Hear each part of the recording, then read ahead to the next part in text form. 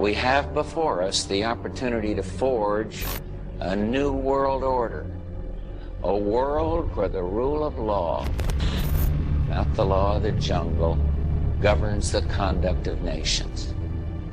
When we are successful, and we will be, we have a real chance at this new world order. They're known as one of the most influential families in American politics. A true political dynasty built on money, power, and secrets.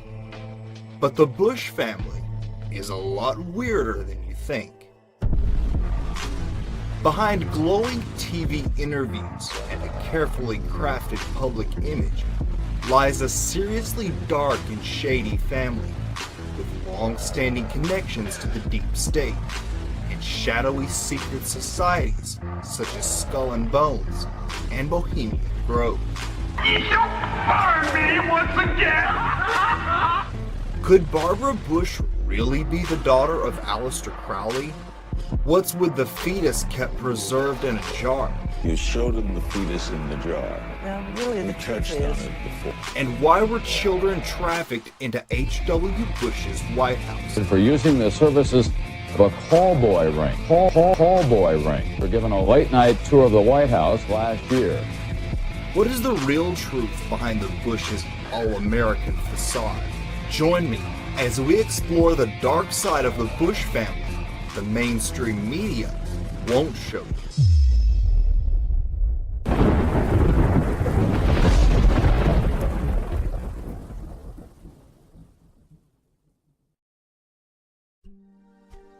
For 3 generations, the Bush family has pledged a secret oath to a mysterious order known as the Skull and Bones.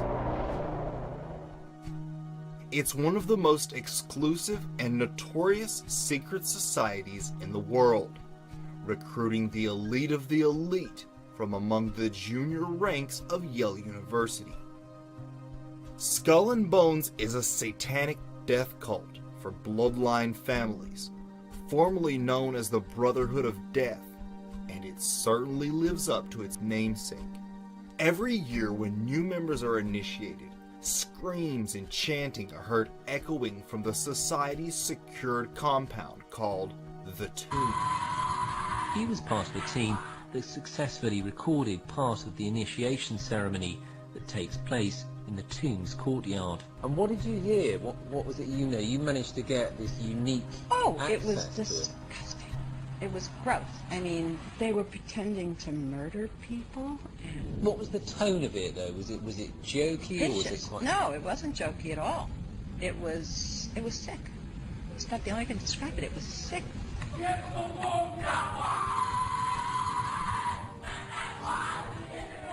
What you're hearing is the first recording ever made of the Skull and Bones initiation ceremony.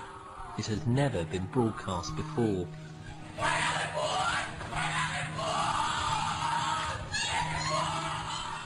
15 new members of the club are being introduced into the macabre rituals of Skull and Bones by the senior students who are about to graduate. The club has what some might see as a strange fascination with death, skulls and bones. There's the chants too, difficult to hear first of all, but including the devil equals death and death equals death. During the initiation, ritual members are forced to kiss the skull of Geronimo. Then drink what they claim to be fake blood from a skull. The daring student was surprised by what he saw inside the fountain. There was actually some sort of red residue in the fountain, which I imagined to be blood. But I am feeling they do some strange rituals with the fountain. These two skeletons look like they're hushing people in some way.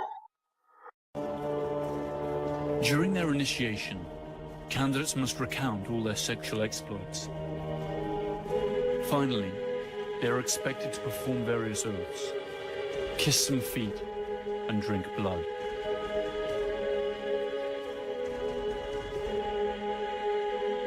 They then have to lie naked in a coffin. And, after masturbating in full view of the others, swear to never reveal their membership of the order. The Skull and Bones initiation process featured prominently in the 2006 movie The Good Shepherd, starring Matt Damon. Skull and Bones. Accept or reject? Accept.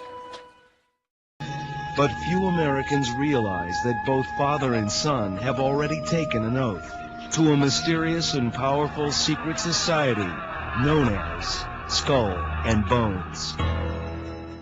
George H.W.'s father, Prescott, was the first generation of Bushes to be tapped to join.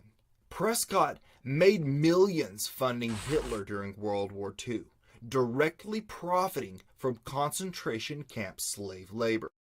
I became the first journalist in U.S. history to prove beyond a shadow of a doubt or any refutation of the facts that Prescott Bush, the grandfather of George W. Bush, and George Herbert Walker, his maternal great-grandfather for whom his daddy is named, were Nazi traitors to the country who should have been tried for treason. It was he who ransacked the grave of Native American legend Apache Chief Geronimo and took his skull back to Skull and Bones headquarters, where it has been used for their rituals ever since. Among the other items found at the tomb are genuine Nazi relics and occult regalia. Alexandra Robbins, a Yale graduate and author of a book on the subject, stated that the Society owns a valuable collection of Nazi objects and memorabilia, and eats its dinners off Hitler's private silver service. A large part of their liturgy is written in German. But if you thought that was weird, the Bush family is about to get a lot more bizarre. For years, rumors have swirled among alternative researchers and conspiracy circles that Barbara Bush, George W.'s mother, could be the daughter of Aleister Crowley, the notorious 20th century occultist admired by the satanic elite.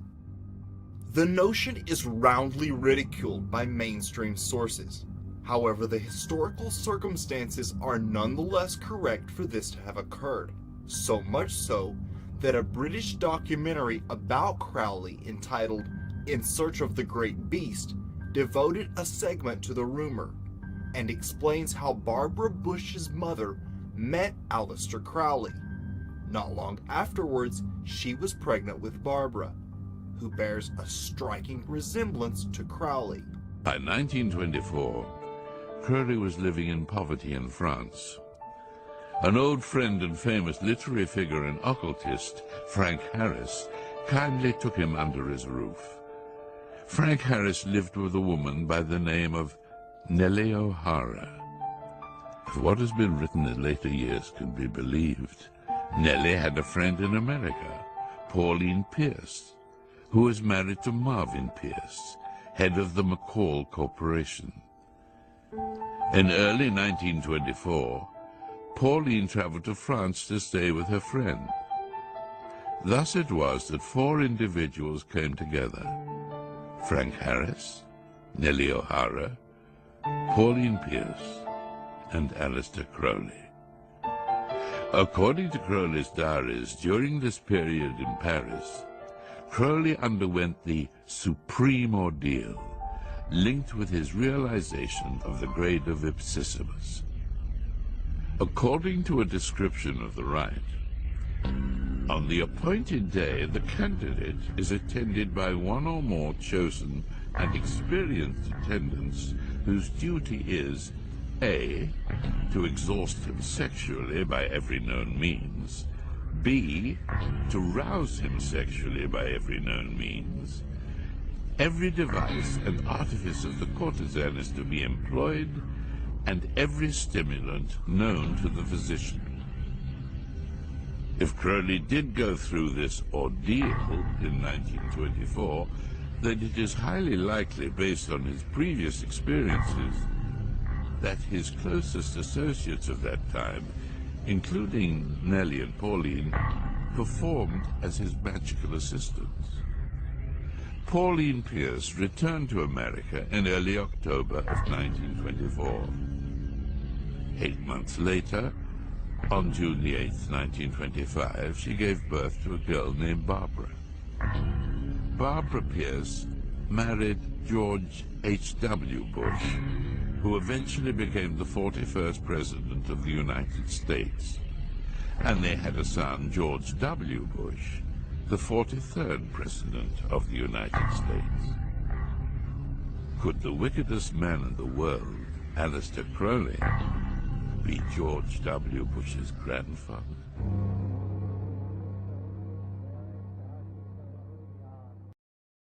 I will be eager to see what you guys think about this in the comments section. For most women, a miscarriage is a devastating and deeply personal experience. But Barbara Bush crossed the line into the macabre when she kept her miscarried fetus preserved in a jar and casually showed it off to her sons.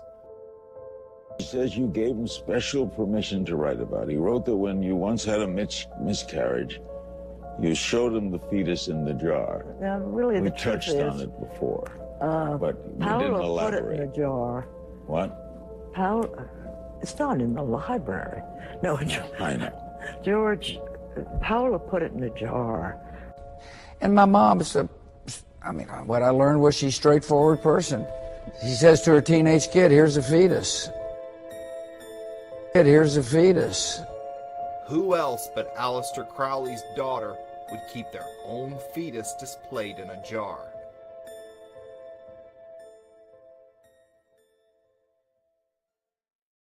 Recently, several women have accused the father H.W. Bush of sexual assault, some of whom were underage at the time, hinting at a much darker Bush secret alternative researchers and whistleblowers have been speaking about for quite some time. It was June 29th, 1989. The Washington Post front page headline revealed that quote-unquote call boys had been taken on midnight tours of Bush Sr.'s White House. And if Washington doesn't have enough to talk about these days, the Washington Times reported today that unidentified White House aides in the Carter, Reagan, and Bush administrations now are being investigated for using the services of a call boy ring.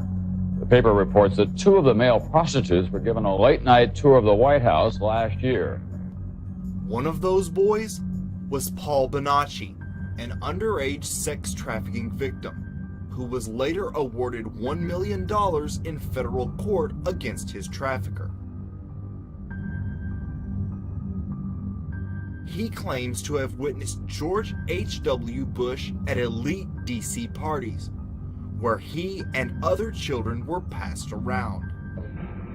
But I've seen some parties here in Washington. I've seen President Bush there, which I'd rather not talk about him. What year was that? Was he president or vice president? Vice president. That's when he was still vice president. I've never met him as president because he became president in '88, and I never went around him after that. You saw him at how many of these parties? I seen him at about 3 or 4 parties because the vice president was there, so they had to have all the Secret Service. I didn't do nothing with him. He was with a black kid and he was with a white kid. 2 separate parties, one with a white kid and one with a black kid? Is that right? So you saw him twice? Yeah. And the kid had to perform oral sex on him? And what happened after they finished? He just got up and kind of left. And I've been writing in my books now since 1998 that Father George Bush is a notorious paedophile, child torturer, child killer, and serial killer of adults as well. Said it on American radio. Still waiting for a response. And this is one example. A lady who became a friend of mine, Kathy O'Brien, who was in the American government mind control project since she was a kid. And met her many times. She still corresponds with me now and again, and I've met her daughter that she was talking about. Lovely, lovely girl, totally shattered by these people. And that's one example of millions and millions that are going on around the world. And this is what she said in a book, Transformation of America. Kelly's bleeding rectum was but one of many physical indicators of George Bush's paedophile perversions. I have overheard him speak blatantly of his sexual abuse of her on many occasions. He used this and threats to her life to pull my strings and control me. The psychological ramifications of being raped by a paedophile president are mind-shattering enough. But reportedly, Bush further reinforced the traumas to Kelly's mind with sophisticated NASA electronic and drug mind control devices. Bush also instilled the "who you gonna call and I'll be watching you" binds on Kelly, further reinforcing her state of helplessness. The systematic tortures and trauma that I endured as a child now seem trite by comparison. They're not. I know what she went through. To the brutal physical and psychological devastation that George Bush inflicted on my daughter. And that's just one of these people involving one of the victims of this. The rabbit hole here goes deep, but it seems Bush Sr. and the CIA were using these children as part of a honeypot operation to blackmail certain politicians. November 22nd, 1963. A day no American alive will ever forget. The news blasted across every radio bulletin in the nation, and soon the world. This is Edwin Newman in the NBC newsroom in New York. This information from Dallas. 2 priests who were with President Kennedy say he is dead of bullet wounds. This is the latest information we have from Dallas. President John F. Kennedy had been shot dead in Dallas, Texas. The nation was stunned. No one could forget where they were that day. No one except for George Bush Sr., that is, who conveniently claims he doesn't remember where he was that fateful day. Convenient because a picture taken at the scene shows a man bearing a likeness to him outside of the schoolbook depository. Bush claims he wasn't in the CIA at the time of the Kennedy assassination, but a declassified FBI memo from 1963 names a, quote, George Bush of the CIA. When asked about the memo, he replied, "It must have been some other George Bush. Please." Kennedy had vowed to destroy the CIA, break it into 1,000 pieces, and scatter it to the wind. Later at LBJ's memorial, Bush couldn't restrain a laugh as he referred to the deranged gunman who supposedly shot Kennedy. America. After a deluded gunman assassinated President Kennedy,